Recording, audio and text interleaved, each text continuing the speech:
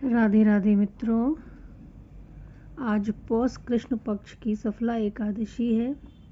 तो मैं आप सभी लोगों को पौष कृष्ण पक्ष की सफला एकादशी की विधि, उसका महात्मा और उसकी कथा सुनाने जा रही हूँ। आप सभी ध्यानपूर्वक सुने। जय जय श्री राधे। सफला एकादशी की विधि एवं महात्मा।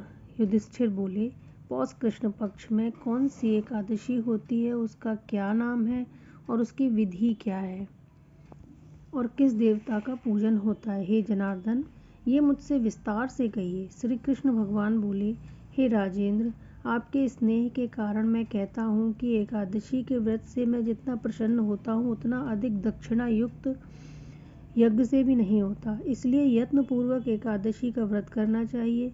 पौष कृष्ण पक्ष में जो द्वादशी युक्त एकादशी होती है, उसकी विधि लोक के हित के लिए मैं तुमसे कहता हूँ। इस एकादशी का नाम सफला है। इसके अधिदेव नारायण हैं। विधि पूर्वक उनका पूजन करें। पूर्वोक्त रीति से, यानी पहले जो एकादशियों में पूजन करते हैं उसी तरह से इस एकादशी में भी इसका व्रत करना चाहिए और पूजन करना चाहिए।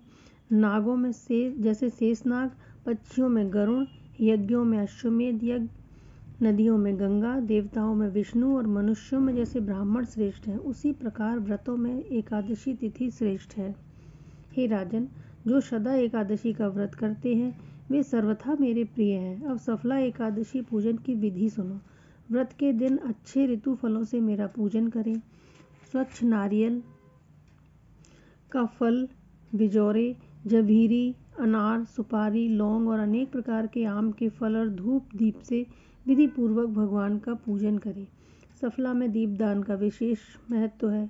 रात्रि में विधि पूर्वक दीपदान करना चाहिए। जब तक नेत्र खुले रहें तब तक एकाग्र चित्त से रात्रि में जागरण करें और उसके पुण्य का फल सुनो। हे अर्जुन, इसके समान ना तो यज्ञ है, ना ही तीर्थ है, ना संसार में कोई व्रत है।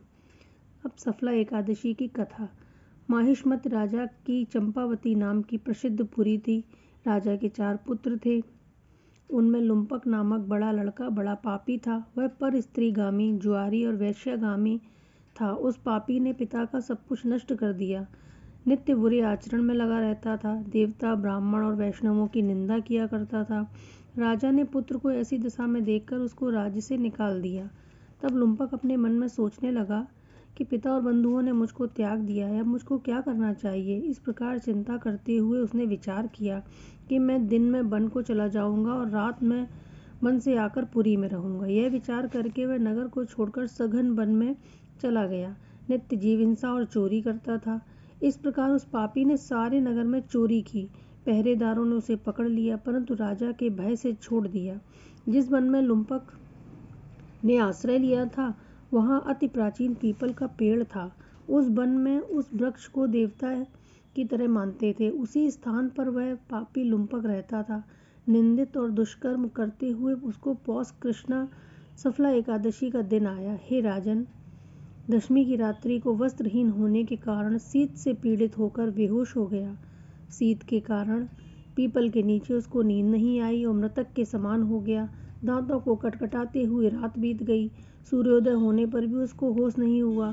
सफला एकादशी के दिन लुम्पक बेहोश पड़ा रहा। जब मध्याह्न हुआ तब उसको होश आया।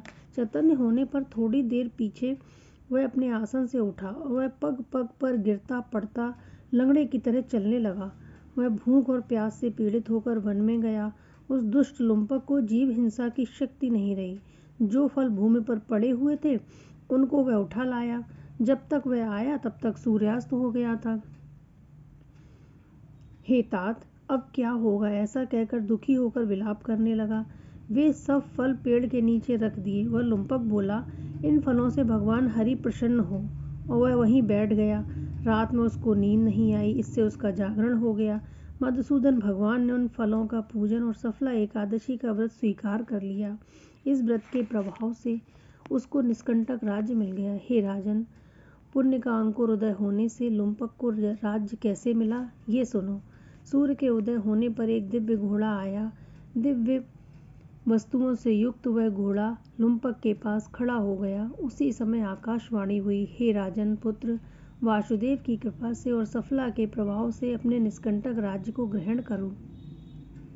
बहुत अच्छा कहकर उसने स्वीकार किया और वह दिव्य रूप हो गया। कृष्ण भगवान में परम भक्ति हो गई।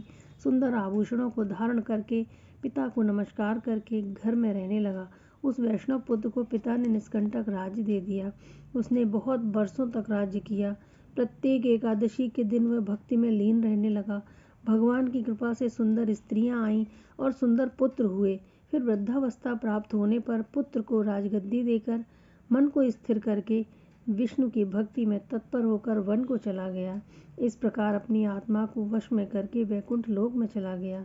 इस प्रकार से जो सफला एकादशी का व्रत करते हैं वे इस लोक में यश लेकर निसंदेह मोक्ष को प्राप्त करेंगे। हे विशांपते, सफला के महात्म को सुनने से मनुष्य राजसूय यज्ञ का फल पाकर स्वर्ग लोक में निवास करता है। बोलो लक्ष्मी नारायण की जय, कृष्ण भगवान की जय। जय जय श्री राधे एकादशी मैया की जय।